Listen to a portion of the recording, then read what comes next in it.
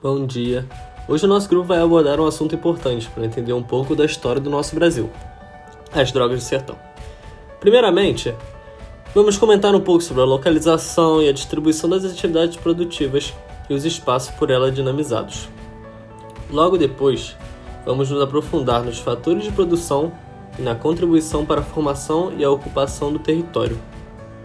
Bom, assim como todas as atividades extrativas devem conter um processo de funcionamento, com as drogas do sertão não é diferente, tendo um processo produtivo simples. E para finalizar, vamos abordar as estruturas da atividade produtiva. Drogas do sertão é um termo que se refere a determinadas especiarias extraídas e comercializadas no norte brasileiro, a partir do século XVI e XVII. Na época das entradas e das bandeiras, as principais áreas exploradas correspondem atualmente ao Pará e Amazonas. Elas recebiam esse nome, pois a palavra sertão se refere a algo que está longe, e como os povos estrangeiros se instalaram no Nordeste, a Amazônia estava longe para eles, e a palavra drogas se referia a especiarias. Então, drogas do sertão são especiarias encontradas majoritariamente na Amazônia. Antes que a nossa colonização se efetivasse, a partir de 1530, toda a Europa tinha grande interesse nas especiarias. Com esse mapa é possível ver quão importante foi a droga no sertão para a interiorização do território, visando a fonte desses produtos tão lucrativos.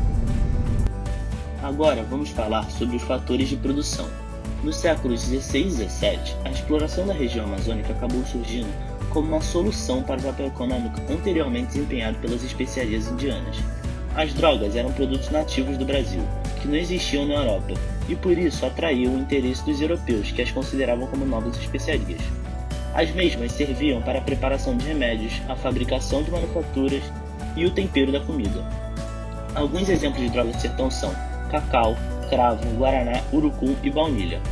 Estas eram extraídas do interior da floresta amazônica, que densamente ocupava o norte do território brasileiro.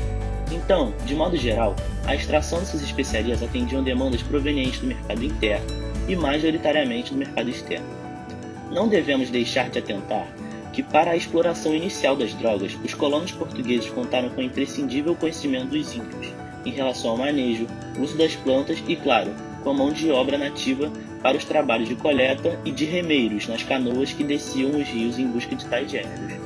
Esses produtos considerados exóticos se revelaram extremamente lucrativos. Foram alvo da investida de colonos e missionários religiosos que desejavam aumentar seus ganhos a partir da exploração e, posteriormente, exportação dessas espécies. Bom, agora eu vou falar sobre as contribuições para a formação e ocupação do território.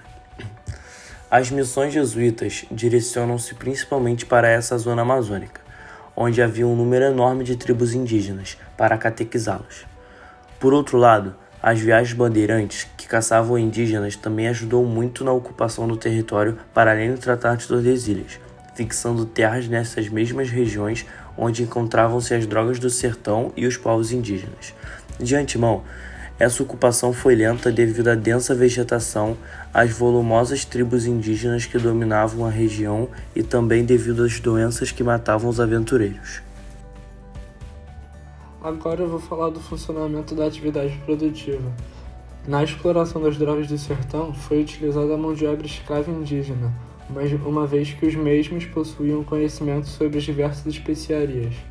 Mais tarde, a escravidão indígena foi proibida e, assim, substituída pela mão de obra escrava vinda da África. As missões jesuíticas foram responsáveis pela manutenção da vida, mas também pela intensa exploração e degradação da vida dos indígenas na Amazônia colonial. Se de um lado proporcionaram um ambiente que eram produzidos os gêneros para o consumo interno dessas populações, afastando-as da escassez experimentada nas mãos dos colonos, de outro lado, os tornava vulneráveis às investidas de colonos ou da administração colonial. A ambiguidade se expressava na fala dos administradores coloniais que pontuaram a necessidade de mercados. Assim, os custos da complementaridade, estabelecida entre duas lógicas concorrentes e diacrônicas, foi imposto aos indígenas, que no mundo colonial experimentaram a mudança nas lógicas e sentidos de trabalhar, produzir e fabricar. As dinâmicas de seus saberes e conhecimentos foram invertidas para enquadrá-los nas exigências dessas novas ordens. Estrutura da exploração das drogas do sertão. Esses comerciantes, para que se movimentassem em direção ao norte e interior do Brasil, perseguiam os rios e em diversos pontos da trajetória instalavam-se feitorias para o alojamento, descanso ou troca de animais transportadores, sendo também pontos específicos de comércio dessas especiarias brasileiras. Com o passar do tempo, a partir da segunda metade do século XIX, a exploração da borracha e da castanha provocaram uma intensificação da migração para a Amazônia. A cidade de Belém é um verdadeiro exemplo de uma cidade que cresceu com constante progresso ao interior da Amazônia, devido à exploração das drogas do sertão. Além disso, muitas famílias estrangeiras desembarcaram em Belém durante todo o período colonial, principalmente os libaneses.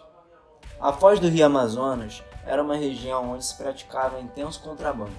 Ingleses, franceses e holandeses possuíam interesses nos produtos típicos da região.